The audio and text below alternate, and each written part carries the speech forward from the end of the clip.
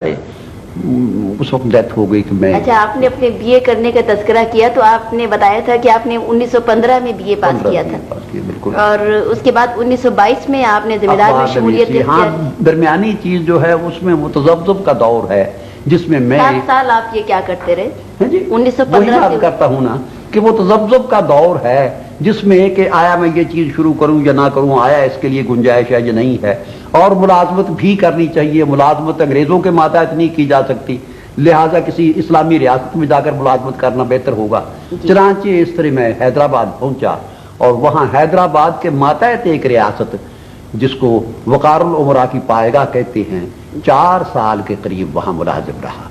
वहां से वापस आया तो फिर ये अखबार नवीसी शुरू हुई। और अखबार ज़मींदार के बाद आपने इनकलाब अपना पर्चा जारी किया अप्रैल 1927 में। जी 1949 तक आप 1949 अक्टूबर 1949 तक अखबार नवीसी में रहा। अच्छा, ये तारीख और सीरत नवीसी खास तौर से आपका मजमून है और मेरा ख्याल है महबूब तरीन मजमून है दोनों के दोनों, तो इसकी तरफ आपकी तवज्जो खुसूसन वो इस तरह कि तारीख में बेशुमार ऐसी चीजें मिल जाती हैं जो इंसानों के लिए अच्छे गाइड का, अच्छे रहनुमा का, अच्छी हैसियत का, अच्छी परवरिश का बंदोबस्त कर सकती है। मुझे शुरू से इससे दिलचस्पी थी और सीरत की शक्ल में तारीख को पेश करना हकीकत यह है कि जैसे कि जानदार एक शख्सियत है, ये एक वजूद है जिसको आप पेश कर रहे हैं। अगर वो सीरत की शक्ल में ना आए तो उसकी हैसियत हकीकत में बेजान बुत की होती है।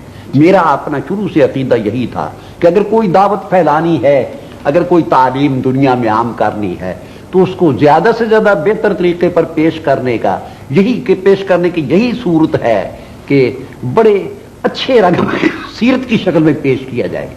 यानी आपका मतलब ये है कि तारीख और सीरत में एक रिश्ते बाहिमी भी है कतई तौर पर, इसलिए कि अगर तारीख बगैर सीरत के है तो बेजान है, अगर तारीख सीरत के साथ आती है तो जानदार होगी। बेहतर से बेहतर मसाले आप उसके जरिए से पेश कर सकेंगे जो दिलों में उतरेंगी और रूह अमल पैदा करेगी। अगर ये ना हो तो कुछ भी नहीं है। अच्छा, आप तो तारीख के माहिर हैं। कहा जाता है कि हमारी तारीख खुसूसन बरसगीर की तारीख को अंग्रेज़ों ने बहुत गलत सलत तरीके पे पेश किया है, तो उसकी तस्हीह और उसके तमाम लवाजमात को ठीक करने के मामले में आपका क्या ख्याल? मैं कहता हूँ जरूर होनी चाहिए और बड़े आला पैमाने पर उसका इंतजाम होना चाहिए, लेकिन अफसोस कि इस वक्त तक उसके लिए कोई इंतजाम नहीं हो सका। लेकिन नब्बाज तो आप हैं ना। नब्बाज तो मैं हूँ, लेकिन मेरी नब्बाजी किस काम आ सकती है अगर उसके लिए वसाइल मुहैया ना हो। आपने मसलन जिस तरह सैयद अहमद शहीद पर काम किया, 4 जिल्दों पर मुश्तमिल है आपकी किताब, आपने उनकी सीरत और उनकी तहरीक पर यह मुकम्मल और जामे किताब लिखी है। देखिए उस सूरत में ये तो हर हाल में आपको मानना पड़ेगा कि मैंने 14 साल सर्फ किए सैयद अहमद शहीद की सीरत के लिए मसाला फराहम करने में, और उसके बाद 2-2.5 साल में वो किताब 4 जिल्दों में लिखी। मैं अल्लाह का शुक्र अदा करता हूँ कि एक ऐसी तहरीक जिसके मुतल्लक हर किस्म की गलत फहमियाँ अपनों में और बेगानों में फैली हुई थी, वो सारी की सारी उसके जरिए से ज़ाहिल हो गई। मैं अल्लाह का बेहद शुक्र अदा करता हूँ कि इस खिदमत के लिए जो बहुत ही बड़े आदमियों का काम था, मुझ नाचीज़ को इतना मौका मिला कि मैं उसको पूरा कर सकूँ। अब ये आपके सामने है कि वो पूरी मूवमेंट, पूरी तहरीक जो है उसकी सरगुज़श्त इब्तिदा से लेकर यानी बानी शख्सियत से लेकर उसके आखिर तक था 1947 तक मुरतब हो चुकी है। एक तरह से सवाल इस ज़मीन में है कि ये आखिर आपको तरगीब कैसे हुई है सैयद अहमद शहीद की तहरीक? सिर्फ इसलिए कि मैंने इब्तिदा में उनका नाम सुना था और उनको मुजाहिद पाया।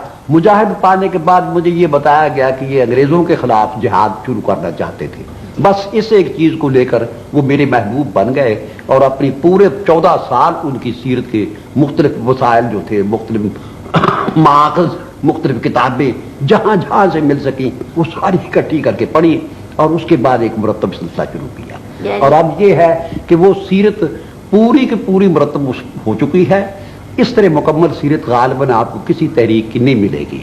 उसके बाद फिर ये है कि उसमें इतने वलवला अफरोज वाक़यात हैं ईसार और कुर्बानी के, जिनकी हमारी कौम को बहुत ज़्यादा ज़रूरत थी, वो भी उसमें आ गए। और तीसरी सबसे ज़्यादा ज़रूरी चीज़ ये है कि वो तहरीक असलन मजहबी थी जी।